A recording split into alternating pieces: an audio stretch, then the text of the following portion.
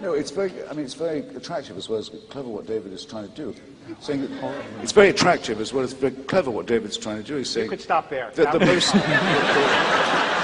Saying that it's those of us who doubt the supernatural who have the failure of imagination. And good move. But there's no one who can't play this game. There could be an afterlife and no God. Why not? There could be many gods and no afterlife. There could be a God with a sense of humor where good people went to hell and evil people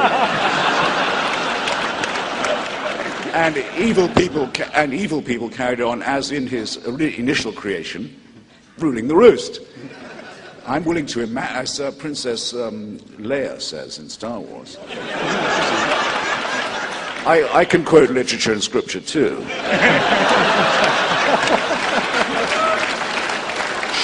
She wants to borrow Harrison's starship, and he's reluctant, and her envoy says, she's prepared to offer you more money than you can imagine. And he says, well, I can imagine quite a lot. I can imagine quite a lot too, but here's what we're meant to discuss, I think.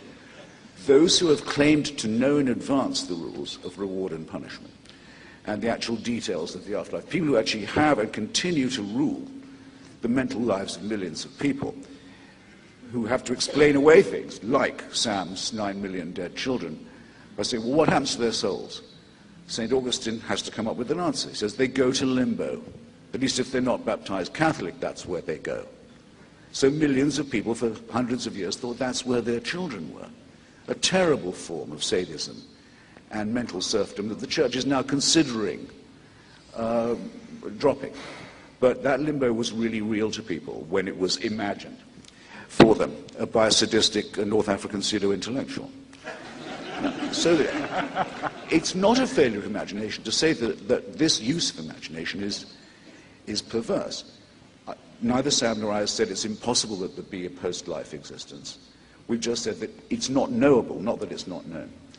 So surely the default position must be that it's those who have ever said that resurrection or an afterlife is a dogma who have the explaining to do.